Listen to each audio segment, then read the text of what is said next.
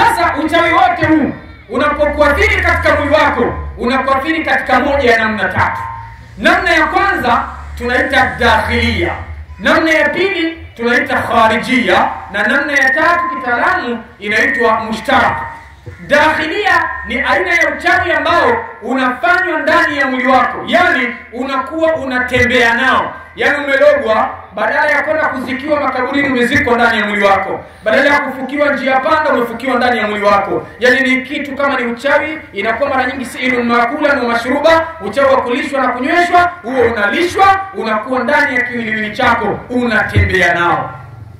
Aina ya pili ya namna ya kuathiri maisha yako ni kutumia uchawi ambao ni kharijia. Kharijia huu ni aina ya uchawi ambao katika maisha yako unafanywa nje ya mwili wako, unakukontrol mwili wako, lakini huko nje ya mwili wako. Ndio utasikia uchawi wake umefukiwa makaburini, utasikia uchawi wake umefukiwa njia panda, utasikia uchawi wake umetupwa baharini, utasikia uchawi wake umewekwa chini ya kitanda au umewekwa njia panda na sehemu nyingine mbalimbali. Huu tunauita kharijia. Yani uchawi unakuwa wewe unaumwa, lakini uchawi wako haupo ndani ya mwili, uko sehemu nyingine, wewe unateseka. Aina ya tatu ni mushtarak. Hii unaweza kufanya movement, ni baina dakhil wal kharij, ni baina ya ndani na nje. Na uchawi huu unaweza kufanya movement, kwa maana ukawa ndani ya mwili na kuna muda ukatoka, maana kama ni jini akawa ndani ya mwili na kuna muda akatoka. Uchawi wa dakhilia kama ni jini anakuwa ndani ya mwili moja kwa moja, na kama uchawi wa kharijia